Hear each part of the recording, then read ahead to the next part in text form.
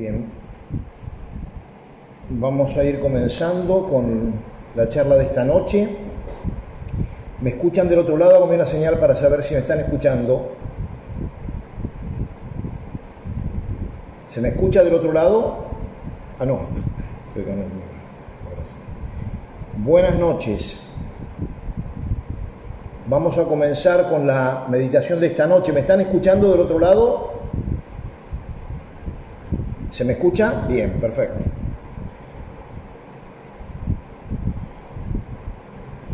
Vamos a hacer en primer lugar la invocación al Espíritu Santo. En el nombre del Padre, del Hijo y del Espíritu Santo. Amén. Ven, Espíritu Santo, llena los corazones de tus fieles y enciende en ellos el fuego de tu amor. Envía tu Espíritu Creador y renovarás la faz de la tierra. Oh Dios, que has iluminado los corazones de tus fieles con la luz del Espíritu Santo, concédenos que, guiados por este mismo Espíritu, obremos rectamente y gocemos siempre de sus consuelos. Por Jesucristo nuestro Señor. Amén. Dios te salve María, llena eres de gracia, el Señor es contigo, bendita tú eres entre todas las mujeres y bendito es el fruto de tu vientre Jesús. Santa María, Madre de Dios, ruega por nosotros pecadores, ahora y en la hora de nuestra muerte. Amén. San José, ruega por nosotros. San Ignacio de Loyola, ruega por nosotros. En el nombre del Padre, del Hijo y del Espíritu Santo. Amén. Como todos los días ocurre, hay gente nueva que se suma. Yo agradezco a Dios la posibilidad de que algunos de ustedes puedan tener estas charlas en este tiempo en el cual estamos recluidos en nuestros hogares y verdaderamente poder aprovechar todo lo que el Señor quiera darnos a través de ellas. Yo quiero recordar un punto fundamental, sobre todo mirando a la primera parte del tema que voy a desarrollar hoy, que es que jamás debemos dudar del amor de Dios. Dudar del amor de Dios es un verdadero disparate, porque cada uno de nosotros justamente se explica únicamente en el amor infinito de Dios. Hemos sido creados por amor, y todo esto que estamos viviendo es en definitiva el amor del Señor que busca, a través de una respuesta libre y amorosa nuestra, llevarnos al cielo. En estos 2 días anteriores hemos meditado sobre especialmente lo que San Ignacio de Loyola nos propone en principio y fundamento, que es cómo el hombre es creado para amar, hacer reverencia y servir a Dios nuestro Señor, y mediante esto salvar su alma. O sea, hemos sido creados para ir al cielo, y todo lo que hay alrededor nuestro, todo nos tiene que servir para ir al cielo.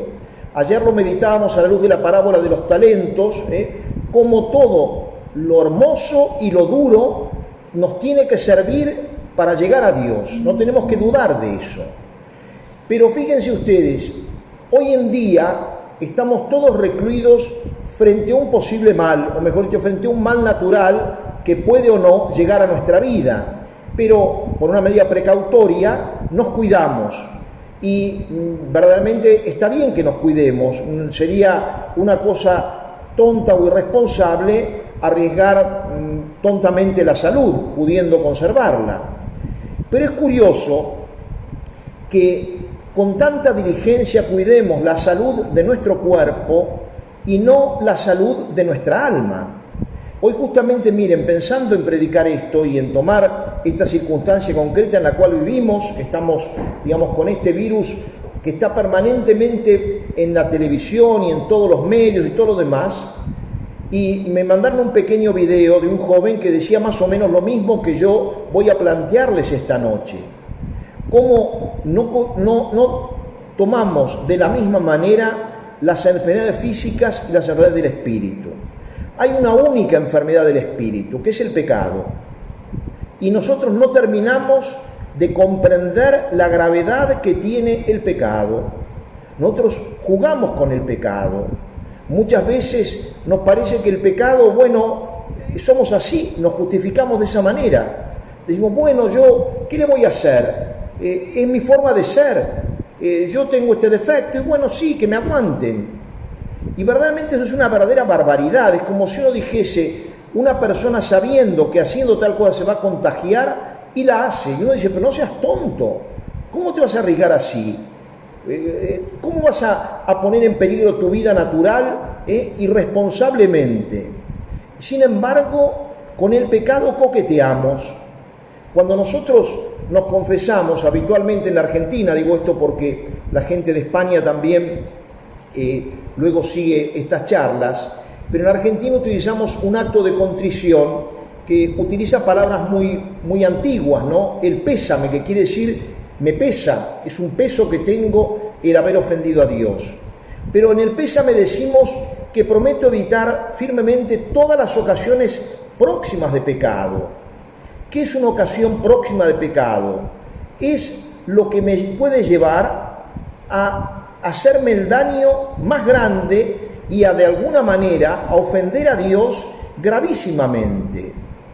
Miren, el mismo Jesús, que es la misericordia, que vino por nosotros, en el capítulo 5, los que quieran buscar el Evangelio de San Mateo, capítulo 5 de San Mateo, que es el Sermón de la Montaña, o sea, el momento en el cual Jesús de alguna manera va a proponer el gran programa de su vida, qué es lo que él pretende de sus discípulos, cómo quieren que vivan la ley, porque los judíos, muchos de ellos, vivían la ley a la luz de los fariseos, que era una lectura muy material de la Escritura, y el Señor viene a darle toda su plenitud, toda su profundidad. Por eso es que Él va a decir, no he venido a abolir la ley, sino a darle su cumplimiento, a darle plenitud. Ustedes oyeron que se dijo no matarás, pero yo les digo, el que odia, el que insulta, mata en su corazón. Y de hecho, fíjense cuántas veces tenemos, yo siempre señalo que una de las cosas más tremendas que hay es dejar de saludar a alguien. Porque es como decirle, mirá, para mí sos un objeto, no existís, te he matado en mi corazón. Y eso verdaderamente hace un daño enorme, como uno tiene que cuidar esto.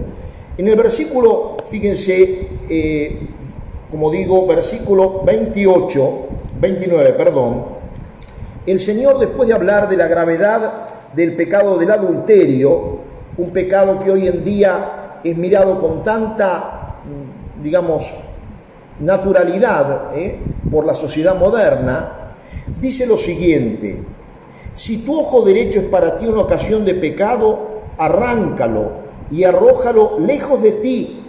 Es preferible que se pierda uno solo de tus miembros y no que todo tu cuerpo sea arrojado a la gehenna. Y si tu mano derecha es para ti una ocasión de pecado, córtala y arrójala lejos de ti. Es preferible que se pierda uno solo de tus miembros y no que todo tu cuerpo sea arrojado a la gehenna. Otro texto del Evangelio habla también de tu pie. Si tu pie es ocasión de pecado, córtalo, porque más te vale entrar al cielo cojo que con los dos pies ser arrojado al infierno. El Señor no nos quiere asustar, sino nos quiere decir la verdad. Nos quiere decir las consecuencias tremendas del pecado. Y así como hoy en día, fíjense, uno frente al virus trata de poner todos los medios, lavarse las manos, ir con barbijo a determinadas zonas, tomar distancia de una persona, bueno, todo esto que estamos viviendo. San Ignacio decía en sus ejercicios que uno frente al pecado tiene que obrar como si a uno le viera en una habitación una víbora ponzoñosa. Uno tomaría distancia inmediatamente, diría, Dios mío, qué peligro, este reptil en cualquier momento me llega a picar y me mata. Así tendríamos que ser frente a la ocasión de pecado, Cuando Jesús dice, si tu ojo para ti es una ocasión de pecado, arráncalo, no se refiere al ojo natural, no dice que yo me saque este ojo de carne que tengo en mi cabeza. Lo que me dice es que si para mí hubiera algo o alguien que no verlo fuera como que me quitaran los ojos, que yo dijera, no puedo vivir sin ver eso o sin ver esa persona, pero que para mí eso es ocasión de pecado, dice el Señor, deja de verlo, aunque para ti significara que te quitaran la vista. Si tu mano derecha es para ti ocasión de pecado, ¿cuántas veces usamos esta expresión? Esta es mi mano derecha, esta es una persona que a mí me ayuda muchísimo. Bueno, si esa persona que es tan importante en tu trabajo, en tus amistades, es para ti ocasión de pecado, córtala. Dice, porque más te vale entrar manco al cielo que con las dos manos ser condenado. Y si tu pie es para ti ocasión de pecado, ¿qué quiere decir? Si yo estoy acostumbrado a ir a algún lugar donde cuando voy peco, tengo que, y que dijera, no ir a ese lugar sería para mí como que me corten las piernas. Dice, Señor, que te las cortes, porque más te vale entrar al cielo cojo, sin una pierna, que con las dos piernas ser arrojado al infierno. Y queridos hermanos, cuando hablamos de esto, no estoy pensando únicamente en los pecados, digamos, de adulterio, pecados de la carne muy graves. No, estoy pensando, por ejemplo, en los pecados de la lengua. ¿Cuántas veces hay personas que cuando nos juntamos terminamos criticando mucho? Y parecería que siempre es un deporte hablar mal del prójimo. Y entonces uno dice, pero esta es muy amiga mía. Sí, ¿de qué te sirve y de qué le sirves? Porque si vas a la casa de esa persona para pecar, para hablar mal de otros, para dejarte llevar por tu vanidad, por tu egoísmo, por tu crítica, eso que dice el Señor, hipócrita, estás mirando la paja en el ojo del otro y no ves la viga que hay en el tuyo. Como tenemos que tener cuidado. Esta es mi mano derecha, me aconseja, pero me puede aconsejar un negocio desde el punto de vista del rédito, muy redituable, pero inmoral. Y yo no debo prestarme a eso.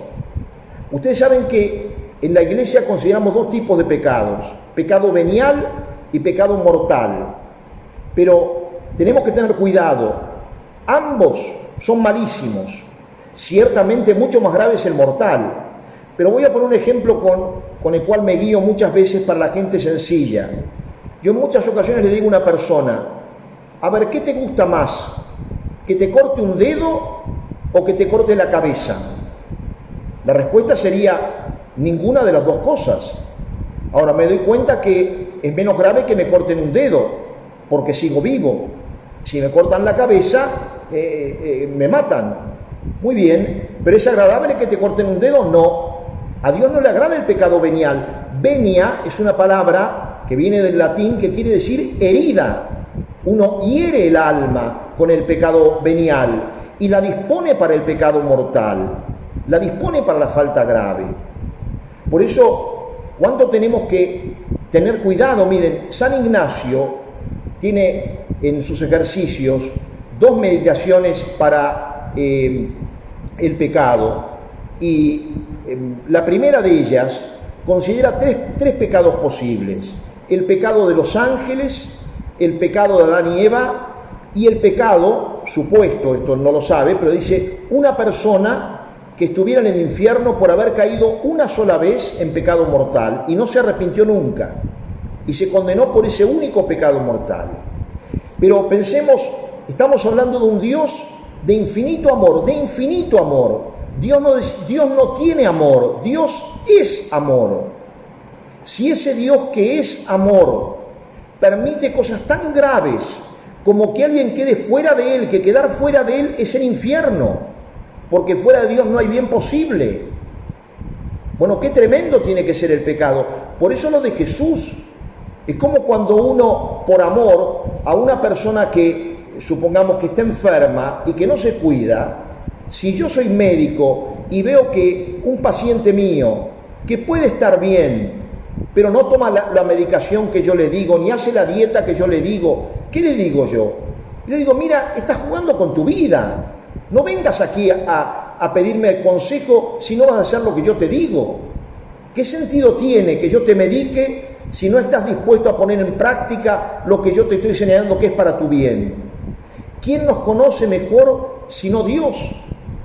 Hoy recibía, de paso les comento porque es una cosa muy hermosa que está, hace pocos días está, digamos, siendo elaborada. Hay un director de cine español, que como algunos de ustedes conocen, Juan Manuel Cotel, un hombre muy católico, tiene películas hermosísimas realmente, y ha comenzado hace 9 días a dirigir una catequesis para niños de primera comunión de España, pero yo lo he ofrecido también aquí en Argentina, así que si alguno tiene interés me puede mandar después un WhatsApp para que le envíe esa catequesis, o la puede buscar también por YouTube.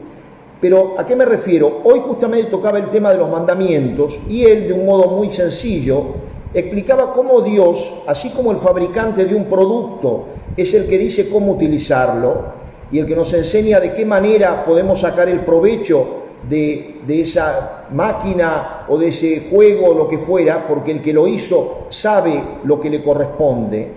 Bueno, así Dios, que es el que nos ha creado, es el que sabe lo que es bueno para cada uno de nosotros. Dios no es que nos dice esto es pecado porque se levantó de mal humor. Dios nos dice esto es pecado porque es malo verdaderamente para ti. Te hace un daño enorme. No puedes jugar con esto. A mí me duele tanto a veces, miren, cuando hay personas y personas buenas, que de pronto me dicen, padre, ¿me puede confesar 2 pecaditos nomás? Yo digo, ¿cómo 2 pecaditos? No hay 2 pecaditos. El pecado es pecado. Y el pecado es algo desagradable. Uno ve los santos, que son, como decía Teresa de Jesús, que es un santo, es un amigo fuerte de Dios. Un amigo que no es un falluto. Uno es falluto cuando realmente ofende a Dios con el pecado. Y el santo, fíjense, cuando uno lee los grandes santos, tiene el deseo de no ofender a Dios ni en lo pequeño. ¿En cuántas ocasiones uno escucha gente que dice, bueno, de vez en cuando la mentira piadosa no está mal, no se puede pedir tanto, Dios no puede pedir tanto? Me dice, qué absurdo. Si Dios te va a ayudar para vivir como Él quiere, Dios no es que te va a mantener en el pecado, todo lo contrario, es tu Padre, que te ama mucho más de lo que tú quieres a tus hijos y que está dispuesto a darte todo. Es como si el hijo de uno no quisiera arreglarse, porque dice, no papá, déjame, estoy así, yo no voy a poder... No, dice, pero hijo, déjame que yo te ayude y vas a ver cómo con mi ayuda te podrás arreglar. Yo te voy a enseñar a ponerte bien la ropa, te voy a lavar bien una camisa para que te la pongas. Dios permanentemente nos ayuda. El problema nuestro son los pecados, que los miramos muchas veces como una cosa que no es tan grave y es gravísima. Y en el mundo de hoy, al perderse el sentido de Dios, se ha perdido el sentido del pecado. Es gravísimo eso. Parecería que nada ofende a Dios, que Dios es como si fuera una persona que da instrucciones para el tránsito y una serie de reglas medio absurdas, pero qué bueno, vamos a cumplirlas pero si no las cumplimos tampoco pasa tanto. Y Dios dice todo lo contrario. Dios, como Padre amoroso que es, nos indica lo bueno para nosotros, nos indica lo que nosotros debemos realmente practicar. Y por eso vuelvo a decir, San Ignacio pone este ejemplo. Fíjense los ángeles. Dios los creó con una perfección mucho mayor a la de los hombres. Son espíritus purísimos, de una inteligencia, de una capacidad que no puede compararse con la nuestra. Sin embargo, un solo pecado, es verdad, un pecado del cual nunca se retractaron, un solo pecado, y para esos que se rebelaron, el infierno eterno, de ángeles a demonio, de seres bellísimos a seres horrendos, de llamados a vivir el amor de caridad, a vivir en el odio. Un solo pecado. Y uno piensa, ¿y yo que cometí tantos? Estoy aquí, participando de esta charla. ¡Cuánta misericordia! Pecado de Adán y Eva. Un solo pecado también. Y un solo pecado, por un pecado, dice San Pablo, entró la muerte en el mundo y todos los males que hay. Un pecado. Yo pienso lo que habrá sido el atardecer de ese primer día para Adán y Eva después del pecado. Qué tremendo, cuando desobedecieron y vieron que habían soñado algo tan grande y que, por el contrario, que Dios, como decía el Evangelio de hoy, en la misa, Dios que es la verdad, Dios que nos viene a hablar con la verdad, Dios no nos habla con la mentira, y por eso cuando estamos en paz con Dios podemos tener muchos problemas, pero nuestra alma está en paz. En cambio, el pecado nos deja tanta amargura, tanto vacío, tanta soledad. Qué tremendo que es el hombre cuando vive en el pecado.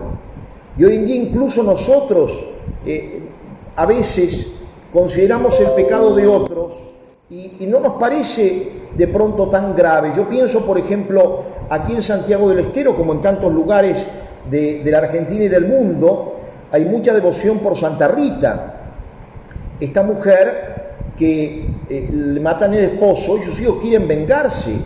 Y ella le dice a Dios lo siguiente: Señor, yo a mis hijos los quiero en el cielo, y si tienen que irse antes, que se vayan antes. Si tienen que morir antes, que mueran antes, pero por favor, Señor, los quiero en el cielo, Y Santa Rita hace siglos que está en el cielo con sus hijos. Ahora, ¿cuántas madres y cuántos padres serían capaces de pedir para sus hijos la muerte si ya fuera la condición para ir al cielo? Santa Mónica, les decía en la primera reflexión del lunes, lloraba, dice San Agustín, por él en pecado, más de lo que llora una madre al hijo que se le muere. Que estamos dispuestos a ofrecer por las personas que amamos. El daño mayor es el pecado. Cuando Juan Pablo II visitó la India en su primer viaje, tuvo una serie de charlas, porque la India es un país inmenso y visitó muchos sitios, pero en uno él habló de los distintos tipos de pobreza, y él señaló que el pobre más pobre estaba en un lugar donde, como sabemos otra vez, especialmente de la obra maravillosa de Santa Teresa de Calcuta, un lugar donde abunda la miseria. Y sin embargo, el Papa dijo: miren, el más miserable de todos, el más pobre de todos, es el pecador, el que no tiene a Dios. ¿Cuánto tenemos que rezar por la mala gente? Yo pienso en los ambientes de la farándula, los ambientes de la política, en los ambientes a veces de toda esa gente de dinero que vive como dice el Salmo 48, el hombre rico e inconsciente es como un animal que se muere. ¡Qué tremendo! ¿Y cuántas veces uno ve gente que vive en el mundo como si todo fuera acá, como si todo terminara aquí? Lo que dice San Pablo de algunos: no comamos y bebamos que mañana moriremos, aprovechemos esta vida, pero no para llegar al cielo, sino para llegar a la tumba. El otro día escuchaba, no sé quién es que decía esta frase que me pareció realmente muy gráfica, decía: este cuerpo con el cual caminamos sobre la tierra, un día estará bajo la tierra. Mi cuerpo sí, sin duda, pero mi espíritu no. Y un día también tendremos un cuerpo resucitado en el cielo, un cuerpo para la eternidad, no un cuerpo como el que tengo hoy, que tiene achaques, que con el tiempo va envejeciendo, que va cada vez perdiendo más facultades. No, no será así. En el cielo todo será perfecto. En el cielo no habrá personas con discapacidad. En el cielo todo será verdaderamente la maravilla, la felicidad pura y eterna, para siempre. Santa Teresa de Jesús cuenta en su autobiografía cómo con su hermanito Rodrigo, cuando ellos eran pequeños, les gustaba mucho repetir esas palabras: para siempre, para siempre, para siempre. El cielo no tiene fin y estamos en esta vida por tan poco tiempo. ¿Qué es la vida del hombre? Como dice el Salmo 8, para que, Señor, ¿cuánto dura? Es como la flor del campo mi vida. ¿Cuántos hombres han pasado antes que yo? He tenido la gracia de viajar y de ir a lugares muy antiguos, a Atenas, a Roma, y uno cuando ve esas tumbas que son de antes de Cristo, uno piensa: ese resto que está ahí perteneció a un hombre que en su momento vivió como yo. Dios quiera que haya llegado al cielo y Dios quiera que yo aproveche el tiempo de mi vida. Yo les he mandado, creo que los han recibido la mayoría de ustedes, si alguno me lo dice, el librito de Bantuán, el de 5 panes y 2 pescados, que yo les recomendaría sobre todo leer el capítulo que él tiene sobre el momento presente, porque es lo que tenemos que aprovechar. Hoy pedir la gracia, Señor, que me dé cuenta de mi pecado, que me dé cuenta, que tenga esa sensibilidad, que no sea como el hombre sucio. Una cosa, fíjense, es el escrupuloso. El escrupuloso es el que ve suciedad donde no la hay, pero el laxo es el que no ve la suciedad nunca, el que se autojustifica permanentemente, el que no aspira más, el que está conforme con su vida mediocre, el que no se da cuenta que está jugando con fuego. Reitero la frase de Juan Pablo II: en nuestro tiempo hay hombres que arriesgan temerariamente su eternidad.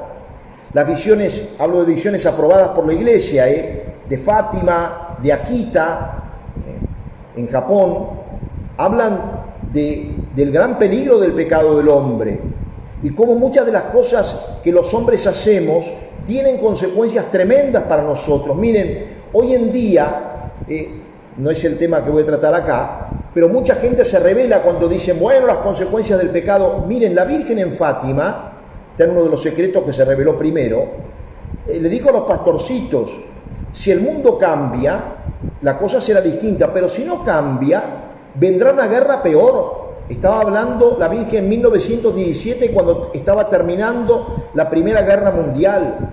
Y así ocurrió, el mundo no cambió.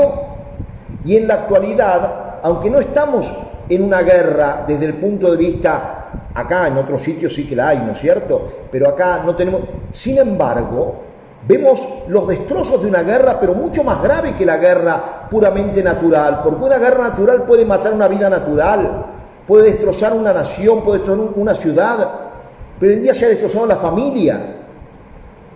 Yo pienso cómo era el mundo cuando yo era niño, qué distinto que soy. Hoy en día, en la vida, pensemos, se asesinan tantos inocentes. Millones de inocentes mueren por año. Hace 4 o 5 años atrás, en Estados Unidos se celebró una misa, en un aniversario, me acuerdo, del fallo ese infame que permitió el aborto, y se calculaba, pero hecho en clínicas, que el número de abortados en el tiempo que lleva esa ley era de cerca de 50 millones de personas solo en Estados Unidos.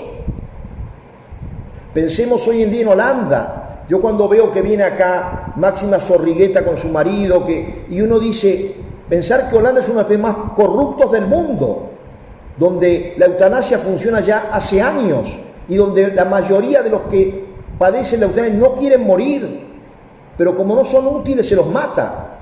Y eso es lo que quieren ahora también aplicar en España.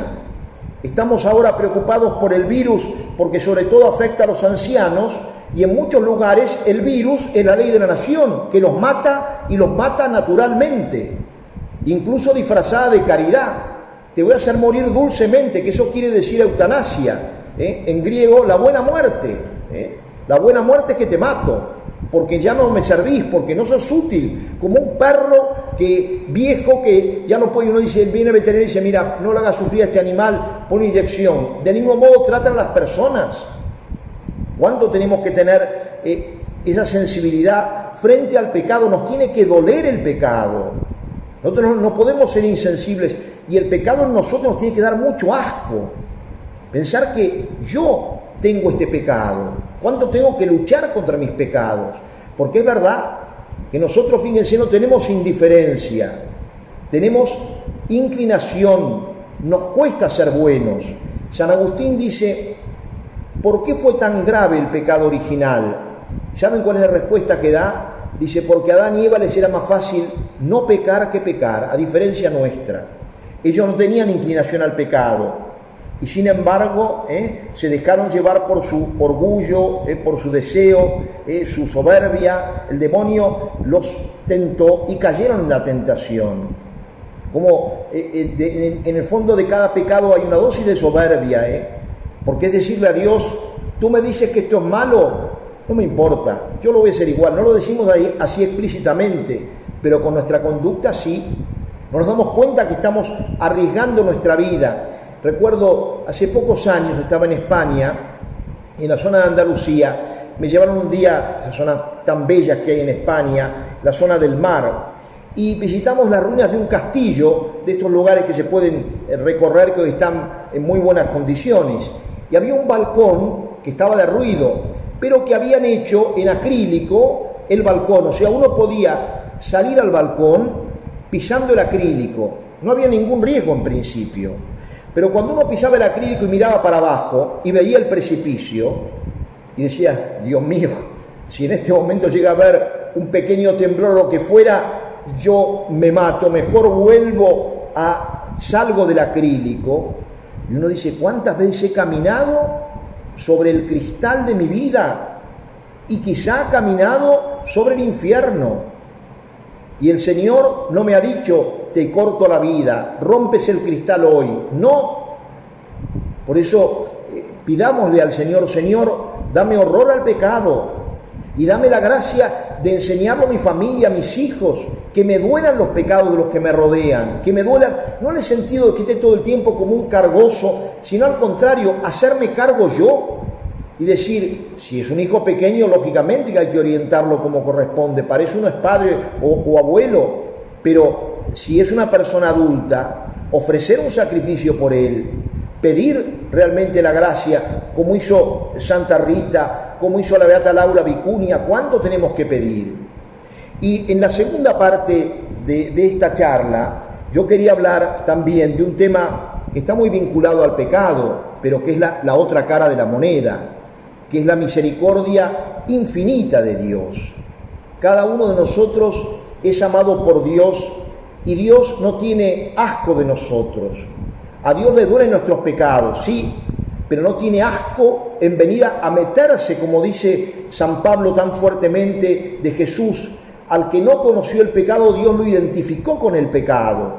De alguna manera lo hizo cargar, pero cargar de un modo asqueroso con nuestras faltas, que eso es lo que experimentó Jesús en el huerto de los olivos. Ustedes saben que en la misa, cuando rezamos la misa en español, hemos traducido unas palabras del griego que son Kyrie eleison, en Señor, ten piedad. La palabra piedad, ustedes saben que es una palabra que expresa por un lado las relaciones de los hijos con los padres. O sea que yo cuando le digo Señor, ten piedad, no es que le estoy diciendo únicamente ten lástima de mí, Señor, mírame como hijo, también cuando peco. Y por eso, y pasando ya a otro término que es el latino, antiguamente el Cordero de Dios se decía Agnus Dei qui tollis peccata mundi. La palabra tolis, que la traducimos por quitas, en latín tiene una expresión más rica, porque quiere decir quitas y también quiere decir cargas. Y así es como quitó Cristo nuestros pecados. Jesús no quitó mis pecados como si yo viniera con una especie de lanzallamas, viera la basura y de lejos digo, todo este pecado, toda esta basura queda eliminada. No, Cristo la cargó. Él pagó con mis pecados como si Él los hubiera cometido. Esos pecados que ahí me dan tanta vergüenza, que quisiera no haberlos cometido jamás, Jesús lo pagó por mí. ¡Cuánto amor! ¡Cuánto amor! El amor de Dios es un amor de misericordia, es un amor infinito. Dios me busca, aunque yo no lo busque a Él. En el Evangelio de San Lucas, en el capítulo 15, que lo pueden anotar, están las parábolas de la misericordia, que son la de la oveja perdida, la de la dracma perdida y la del hijo pródigo. Y ustedes leen esas parábolas maravillosas, que son realmente de una belleza incluso literaria formidable, porque San Lucas es un escritor de los más grandes que han pisado seguramente la tierra. Pero fíjense, en estas parábolas vemos que el que se alegra es el que encuentra y no el encontrado. Curioso esto. El que hace la fiesta cuando regresa el hijo es el padre. No dice nada de que el hijo estuviera feliz. La oveja, que es un animal irracional, cuando el pastor la encuentra, dice que lleno de alegría la carga sobre los hombros. Y cuando vuelve llama a los otros hombres y dice, miren, encontré la oveja que se me había perdido, alégrense conmigo. Y la mujer que encuentra la dracma es una moneda no tanto de valor económico, sino de un valor sentimental, como en España, que en España tienen esa costumbre tan hermosa en el casamiento de entregarse las arras, que es como un compromiso a compartir también los bienes de esta tierra. Bueno, fíjense, en esta parábola se señala que la mujer, cuando encuentra la moneda, que ella sigue buscando sola porque las amigas ya no la acompañan, ella se alegra y llama a las demás. Y a veces yo me pregunto, ¿no? ¿Yo cuánto me alegro de ser encontrado por Dios? Sacramento de la confesión, que es una verdadera maravilla, lamentablemente uno ve que está tan mal predicado en la iglesia, que recurrimos tan poco a la confesión. A veces los propios consagrados, hay religiosas, hay sacerdotes que se confiesan, pero muy cada tanto. Y el sacramento de la confesión no es un quitamanche únicamente, es un sacramento de santificación. Cuando yo me confieso bien, el Señor me da una gracia para que yo ese pecado que acabo de confesar lo pueda en adelante dominar más. Si yo sé que tengo un carácter muy malo y que pierdo la paciencia, y voy y digo, Señor, por favor, perdóname, ayúdame, no les quepa duda que el Señor va a ayudar. Si yo sé que soy un soberbio, que siempre pienso que el mejor soy yo, que no hay otro como yo, pero voy y me confieso con humildad, no hay duda de que el Señor me ayudará, y así en cada uno de los pecados. La confesión es un sacramento, la Iglesia nos pone un mínimo, es una vez al año, pero es el mínimo. Lo ideal es la confesión frecuente. ¿Cuántos de ustedes hoy en día añorarán la confesión? Y yo, miren, no quiero entrar en polémicas, pero me resulta muy doloroso pensar que en algunos lugares los sacerdotes no atienden confesiones. Digo, ¡qué barbaridad! Resulta que la gente puede ir al médico del cuerpo, puede ir al supermercado, puede ir a la farmacia, puede ir a la ferretería, pero no puede ir un sacerdote para que le devuelva la gracia de Dios. ¿Cómo es esto? Qué vergüenza realmente de parte nuestra, de los ministros de Dios, cuando tenemos que estar al alcance de la gente, que la gente nos llama, Padre, claro que puedes venir a confesarte, lo haremos con los cuidados del caso, pero ¿cómo te voy a privar de un sacramento tan grande? ¿Cómo te voy a privar del don tan grande que es la gracia de Dios? La maravilla que es pensar, porque miren, nos es más fácil aceptar la presencia de Cristo en la Eucaristía bajo la apariencia del pan, porque claro, el pan como el vino son objetos, no tienen vida, pero en cambio yo veo un hombre en el sacerdote, y un hombre al cual en muchos casos le conozco defectos y hasta pecados. Yo de pronto puedo saber que este sacerdote es un hombre que bebe de más, porque lo he visto tomar unas copas de más, o que es un hombre de mal carácter, o que tiene tal o cual defecto mayor o peor. Sin embargo, fíjense, ese hombre es un ungido, y el poder de Cristo vive en él, aunque él sea un sinvergüenza. La gracia del sacramento no depende de la santidad del sacerdote. Es Cristo el que perdona. Nosotros, cuando estudiamos en el seminario, se nos dice muy claramente que el sacerdote actúa in persona Christi, quiere decir en la persona de Cristo. Cuando yo celebro la Eucaristía, yo digo, tomad y comed, esto es mi cuerpo, no digo tomad, esto es el cuerpo de Cristo, esto es mi cuerpo, el Señor es el que habla, es la persona de Él. Cuando yo absuelvo, ese yo que digo, yo te absuelvo, no es la persona de Hernán, es Cristo el que perdona. Y por eso el cardenal Sara, este cardenal africano estupendo que está actualmente en Roma en la parte de liturgia, dice que cuando el sacerdote justamente, de un modo particular en los sacramentos, dice, es el mismo Cristo, ipse Christe, es el mismo. Y por eso la maravilla del perdón. ¿Cuántas veces uno va a confesar? Yo he tenido la gracia en tantas ocasiones, en retiros, en cursillos, en confesiones ocasionales, en grandes santuarios, de atender confesiones de 20, 30 años, de venir una persona sin confesar, y que uno le dice, yo te absuelvo, y esa persona queda limpia, y ese pecado no existe más. Y en muchos casos esa persona ha ganado una justicia plenaria, se va con zapatos y sol al cielo si llega a morir. ¡Qué maravilla! ¿Y cuánto agradecemos la confesión? A mí me duele tanto cuando encuentro gente católica que me dice, Padre, a mí me cuesta tanto confesarme. Me dice, pero ¿por qué miras sin ojos de fe? ¿Cómo te puede costar encontrarte con Cristo si es Cristo el que te perdona? ¿Cómo no vas a aprovechar el momento para acercarte al Señor, para que Él te deje tu vida sana, para que no tengas ningún pecado, para que quedes borrado? Miren, el pecado confesado es un pecado que no existe más. En el juicio final, Dios no me va a preguntar los pecados que me confesó, me preguntará los pecados que yo cometí después de mi confesión. Si yo he hecho una buena confesión, Dios me perdonó. Los que a veces no nos perdonamos somos nosotros.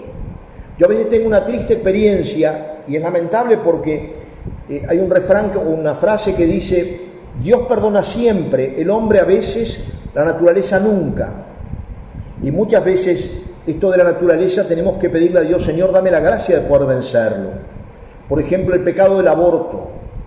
Hay mujeres que se han confesado y que lo siguen confesando. Y a veces cuando viene una mujer y me dice, padre, yo cometí un aborto, yo en ocasiones le pregunto, ¿ya has confesado este pecado? Y a veces me ha pasado, no es una historia de cuento. Me dice, sí, padre, lo cometí hace 8 años y 4 meses. Y yo le digo, perdón, Jesús ya te perdonó, la que no te perdonas eres tú. No hace falta que yo te absuelva de nuevo. El Señor te ha perdonado. No hay pecado que Dios no perdone. Nadie puede decir, mi pecado Dios no lo pudo perdonar. Recuerdo este santo extraordinario que es San Luis Orione. Se cuenta en la vida de él, un episodio que él contó, en una oportunidad, más o menos 1910, él estaba predicando en un pueblito cercano, unos 10 kilómetros del lugar donde él vivía, y era tiempo de Cuaresma, y había ido a dar una charla sobre la misericordia de Dios. Y él, cuando estaba predicando, puso un ejemplo. Dijo que la misericordia de Dios era tan grande que si un hombre hubiera asesinado a su propia madre envenenándola, o sea, de un modo muy artero, porque el veneno ustedes saben que no da posibilidad de escape. Una persona me envenena y yo, pensando que estoy tomando algo que no me hace daño, estoy ocasionándome la muerte. Por eso incluso en la legislación penal está grabado ese tipo de homicidio.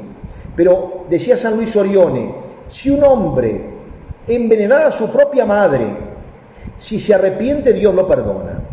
Bueno, terminó de predicar, una prédica hermosa, y tenía que volver a su pueblo. Estamos hablando de principios del siglo XX, en Italia, zonas muy pobres, eran unos 10 kilómetros, de noche en invierno, y tenía que volver caminando.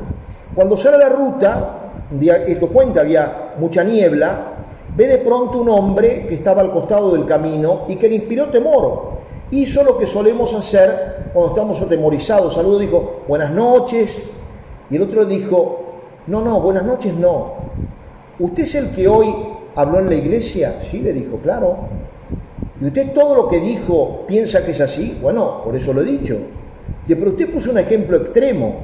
Usted dijo que Dios perdona incluso pecados como tan graves como envenenar a la madre. Y bueno, él dijo, ¿se arrepiente? Sí, Dios lo perdona. El hombre lo miró fijamente y le dijo, usted me conoce, ¿no? Él lo miró y le dijo, no, creo que no lo conozco. No, usted me conoce. No, le repito, no lo conozco. No, usted me conoce porque usted hoy habló de mí. Yo soy ese hombre que envenené a mi madre. Yo maté a mi madre, envenenándola. Le contó que hacía 20 años que no entraba a una iglesia. 20 años que él no pisaba ningún lugar de culto. Y ese día, sin saber por qué, entró a esa capilla minutos antes de que este sacerdote dijera justamente ese ejemplo.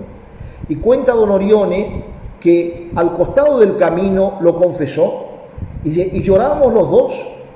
Él lloraba de arrepentimiento y dolor por el crimen que había cometido, y yo de alegría por poder administrar la paz a ese corazón, la misericordia de Dios.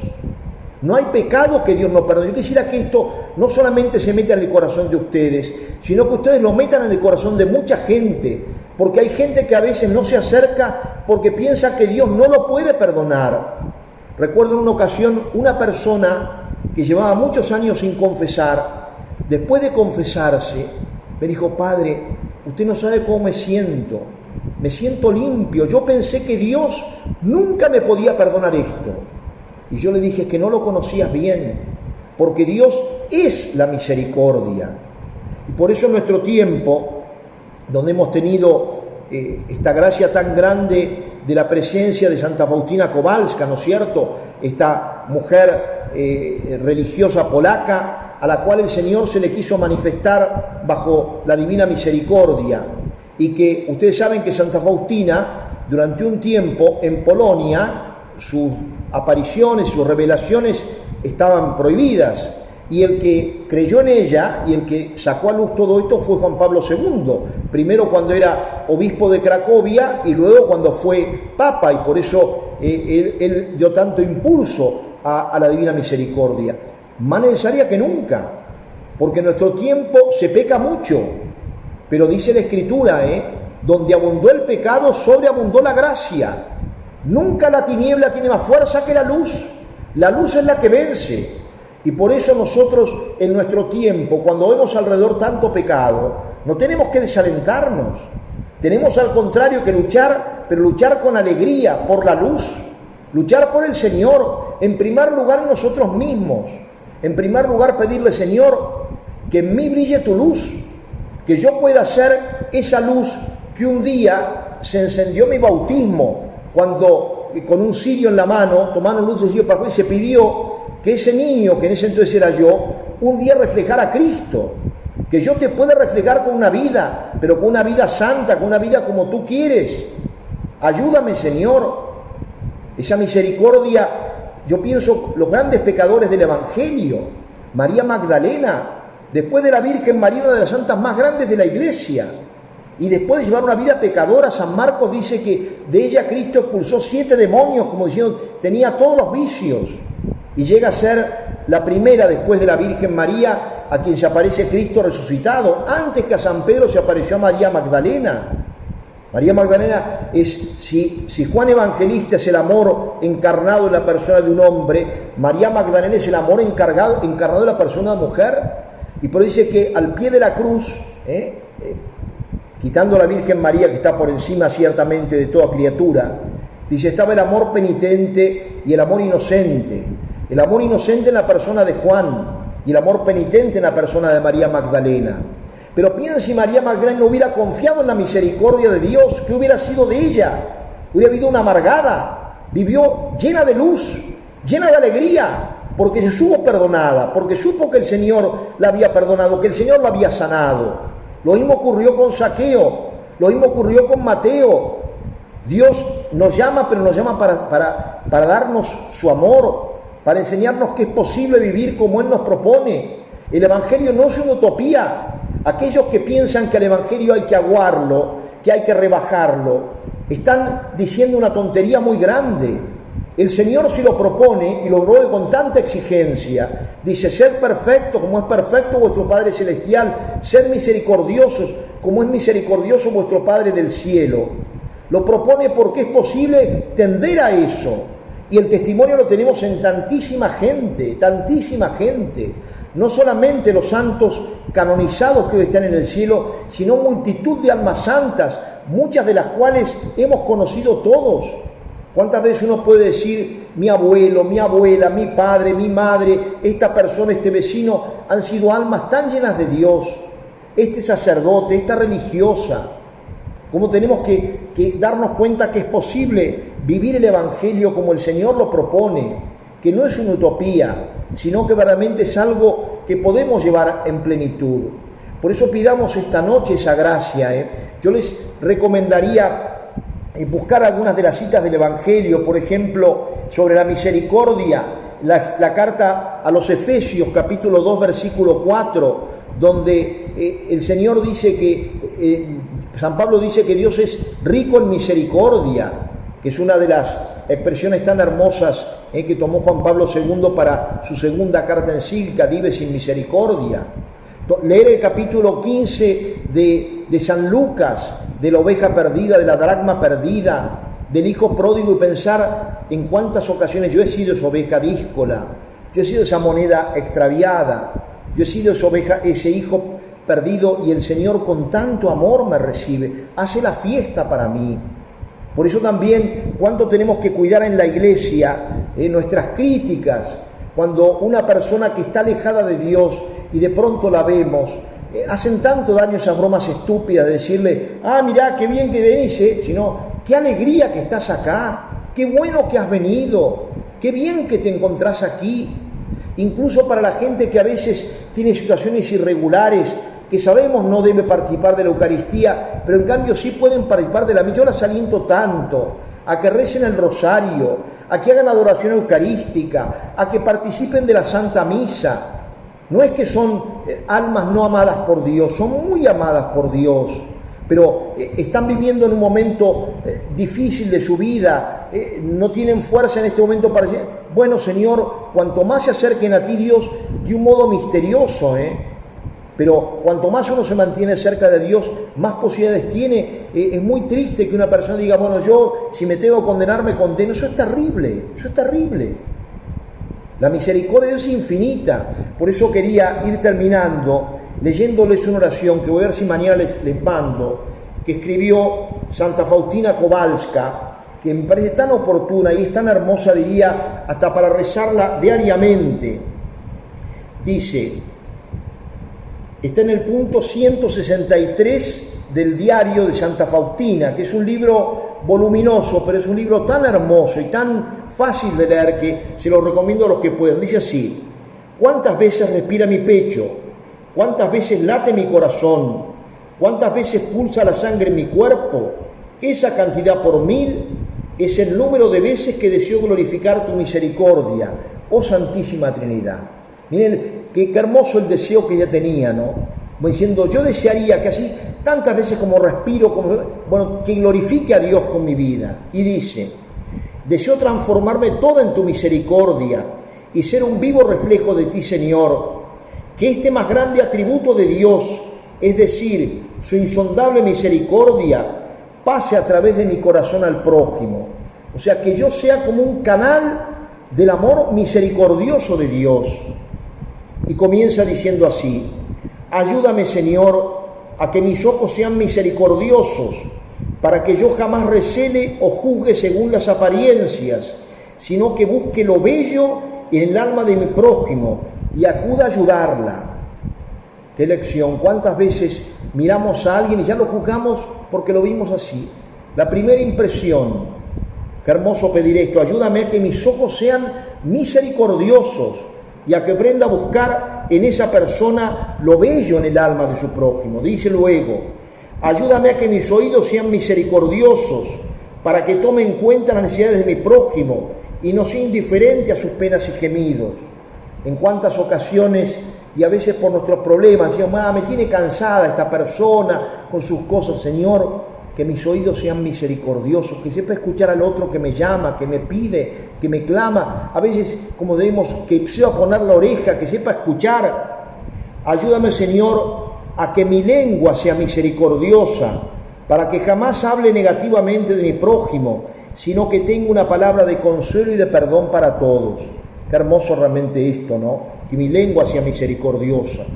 Ayúdame, Señor, a que mis manos sean misericordiosas y llenas de buenas obras, para que sepa hacer solo el bien a mi prójimo y cargue sobre mí las tareas más difíciles y más penosas.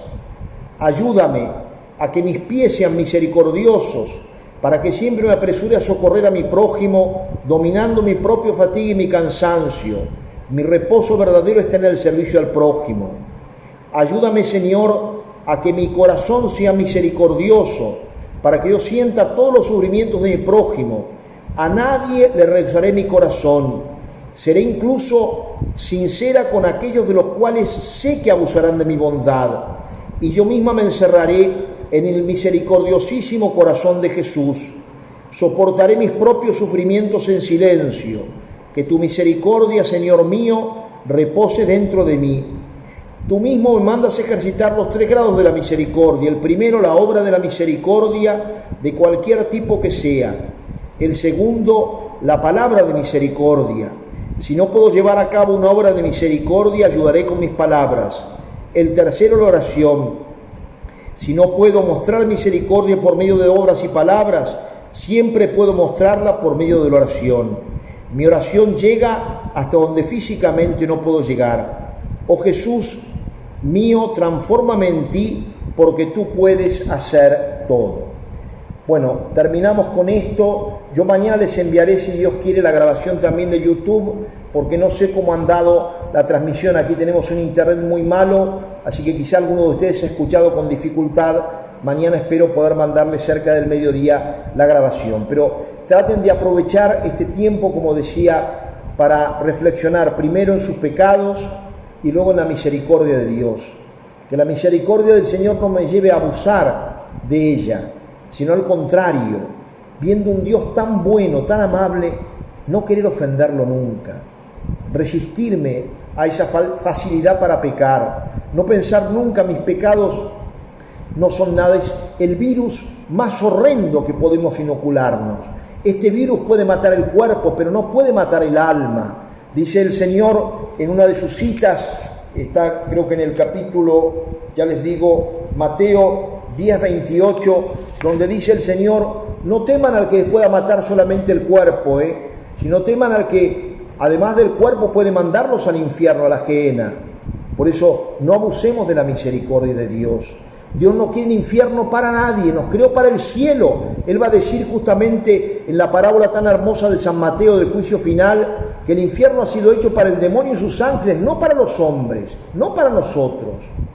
Pidamos al Señor, por un lado tener esa conciencia de pecado y por otro lado también tener esa confianza tan grande en la misericordia. Pidamos valorar mucho más el sacramento de la confesión, acercarnos a Él con mucha más alegría y con mucha más confianza. Pedirle al Señor que con más frecuencia podamos confesarnos. Les voy ahora a dar la bendición. Que la bendición de Dios Todopoderoso, Padre, Hijo y Espíritu Santo, descienda sobre todos vosotros y permanezca para siempre. Amén. Que el Señor los bendiga a ustedes y a todas sus familias y permanezca siempre con ustedes. Amén.